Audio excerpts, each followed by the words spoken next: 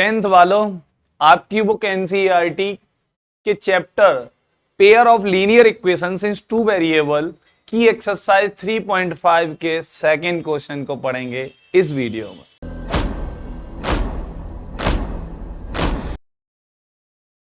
कैसे हो मलूक बच्चों?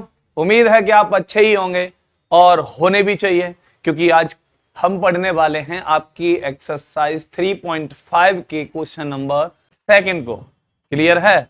क्योंकि आपका interesting topic pair of linear equations चल रहा है और जो बेहद जरूरी है।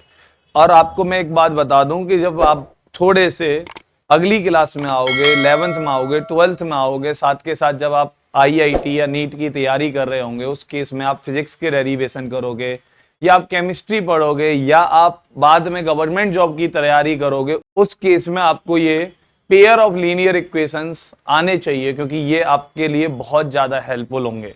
क्योंकि ये अलजेब्रा होता है और अलजेब्रा आपका जितना अच्छा होता है, आपका मैथ्स उतना अच्छा होता है। ठीक है, तो आप इस बात को समझ लीजिए, इस चैप्टर को जितना अच्छा हो सके उतना अच्छा पढ़ लीजिए। तो चलते हैं हम अपने पहले क्वेश्चन पर, और हमारा पहला क्वेश्चन आपके सामने क्या है। ठीक है, बोलता है भाई, for which values of a and b does the following pair of linear equations have an infinity number of solution.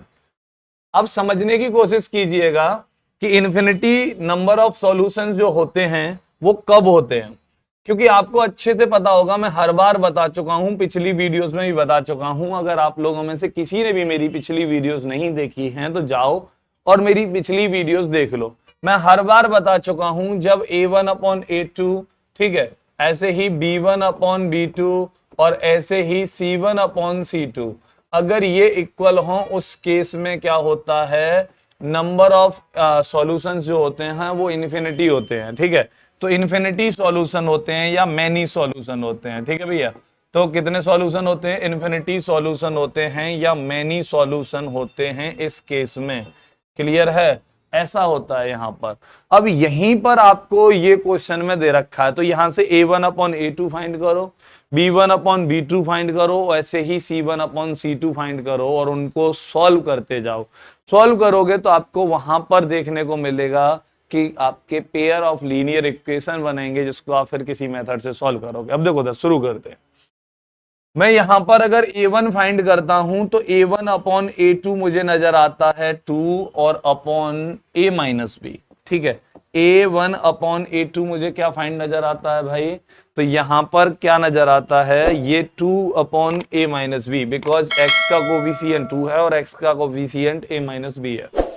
ऐसे ही यहां से हम अगर a1/b2 फाइंड करते हैं तो 3/a+b, तो यहां से 3/a+b, ये b1/b2 हो गया। और इक्वल टू c1/c2 जब मैं फाइंड करने जाता हूं तो मुझे ये क्या देखने को मिलता है, तो ये देखने को मिलता है, इसको इधर लेके आओगे तो -7 हो जाएगा। ठीक है, और इसको भी अपॉन में इधर माइनस का लेके आओगे तो ये हो जाएगा भाई 2 निगेटिव से पॉजिटिव हो जाएगा, क्योंकि इस साइड से इस साइड लेके आओगे तो ये साइन चेंज हो जाएंगे। ठीक है, तो 2 - 3a और -b, ये c1/c2 हो जाएगा। क्लियर है? और ये दोनों आपस में इक्वल हैं, ये दोनों आपस में इक्वल हैं। कोई भी दो पोर्शन लेके दो बार आप सॉल्व कीजिएगा, ठीक है, जिससे आपके क्या कहते हैं, लीनियर इक्वेशंस बनेंगे। अब कैसे बनेंगे? पहले इन दोनों को ले लो भाई, तो भैया नाउ 2/a-b, चलो भाई, equals to 3/a+b, cross multiply कर देते हैं हम, तो यहां से ये हो जाएगा 3a - 3b, यहां से क्रॉस मल्टीप्लाई करते हैं तो ये हो जाएगा 2a + 2b। ठीक है, अब इन सबको एक तरफ ले लो तो 2a माइनस हो जाएंगे, तो यहां बचा a और 2b भी माइनस हो जाएगा, तो ये हो जाएंगे -5b और इक्वल्स टू 0। दोबारा से सुन लीजिए, 3a 2a को इधर लेके आए तो माइनस हो जाएंगे, तो 3a - 2a कितना हो जाएगा, a, -3b, यहां से 2b को इधर लेके आओगे तो ये भी माइनस को हो जाएंगे, तो -5b और इक्वल्स टू क्या हो जाएगा, 0। क्लियर है? तो a - 5b, ये इक्वल्स टू 0 इक्वेशन फर्स्ट हो गया। अभी ऐसे आप इसके इक्वल थर्ड वाले पोर्शन को ले लो, चाहे इसके इक्वल इसको ले लो, चाहे इसके इक्वल इसको ले लो, किसी को भी ले लो और लिखना भाई, सॉल्व करना शुरू कर दो। अभी हम यहां से यही करते हैं, 3/a+b, बहुत अच्छे, इक्वल्स टू, यहां ये क्या है आपका -7, ठीक है, और अपॉन में कौन है 2 माइनस 3a माइनस बी। अब यहां से क्रॉस मल्टीप्लाई कर दीजिए। अब क्रॉस मल्टीप्लाई करता हूं जब मैं, तो यहां से क्या हो जाएगा भाई 3 2 जा 6, बहुत अच्छे। 3 इंटू 3 तो ये -9a, ठीक है। 3 इंटू बी तो ये -3b इक्वल्स टू यहाँ -7 से मल्टीप्लाई करोगे तो -7a, ठीक है। 7 को इससे मल्टीप्लाई करोगे तो -7b। क्लियर है। अभी इसको सॉल्व करते हैं तो एक को इन सबको एक तरफ कर लो भाई। -7a को इधर लेके आता हूं तो प्लस के 7a हो जाएंगे, और +7a -9a तो -2a बचा होगा। क्लियर है। 7b को इधर लेके आता हूं तो +7b हो गया होगा, लेकिन -3b है तो ये माइनस होने के बाद +4b बचा होगा, और यहाँ प्लस इक्वल्स टू ये 6 को उधर लेके जाओ भाई तो -6 हो जाएगा। अब इन सब में -2 से डिवाइड कर दो। क्या कर दो? -2 से डिवाइड कर दो, ठीक है, ऑन डिवाइडिंग बाय, ठीक है, -2।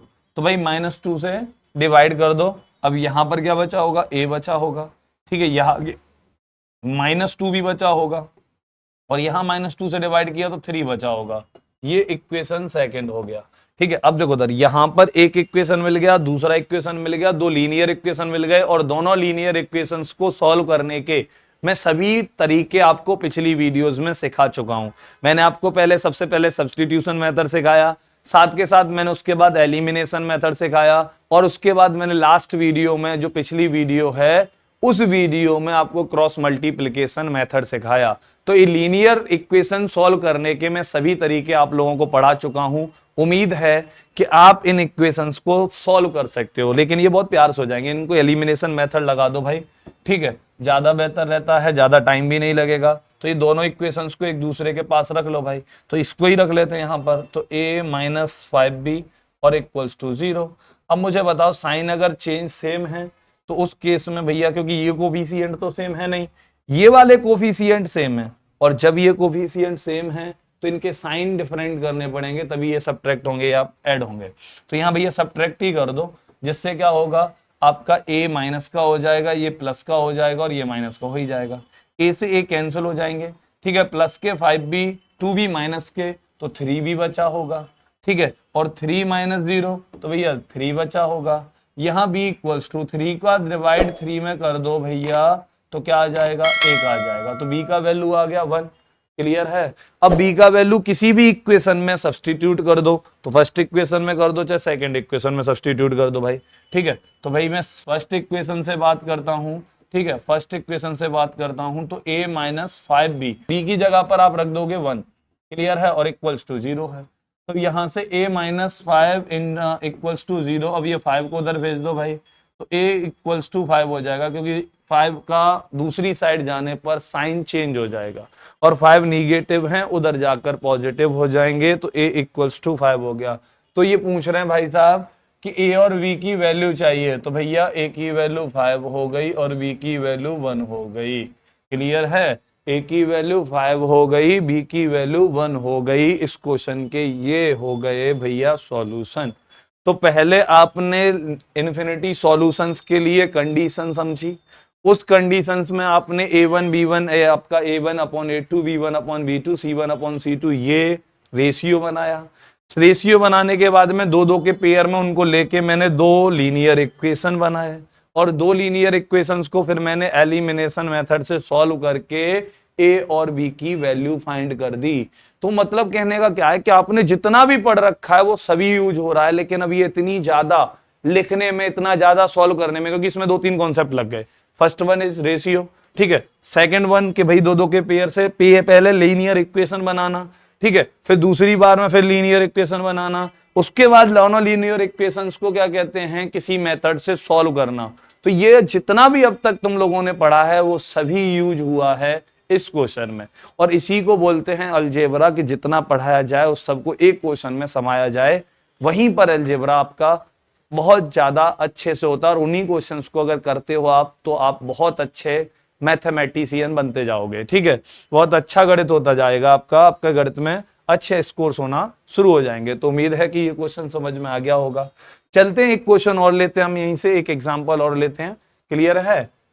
अब ये बोलता है फॉर विच वैल्यू ऑफ के, अब यहां पर इसको के की वैल्यू चाहिए। The following pair of linear equations have no solution. अब भाई यहां पर इसको नो सॉल्यूशन चाहिए। अब आपको अच्छे से पता होगा कि नो सॉल्यूशन कब होता है।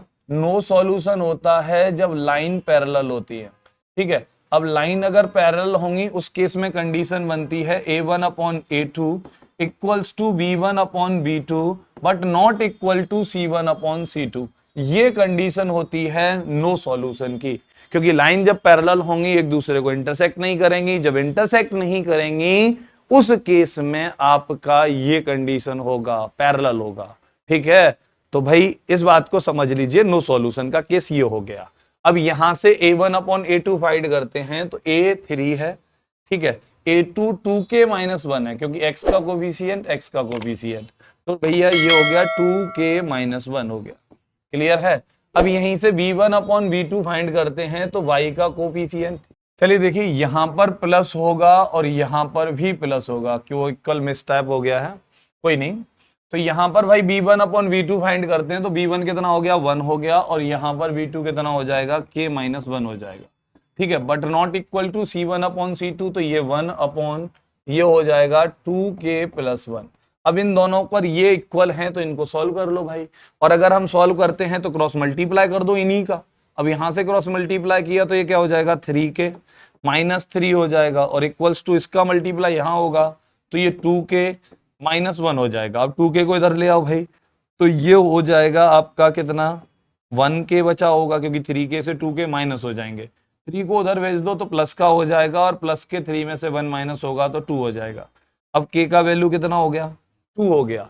क्लियर है। अब k का वैल्यू कितना हो गया 2 हो गया। अब k के वैल्यू 2 फाइंड होकर आ चुका है जो उसको चाहिए कि भैया for the which value of k। अब यहां पर सिंगल इक्वेशन बना आपका।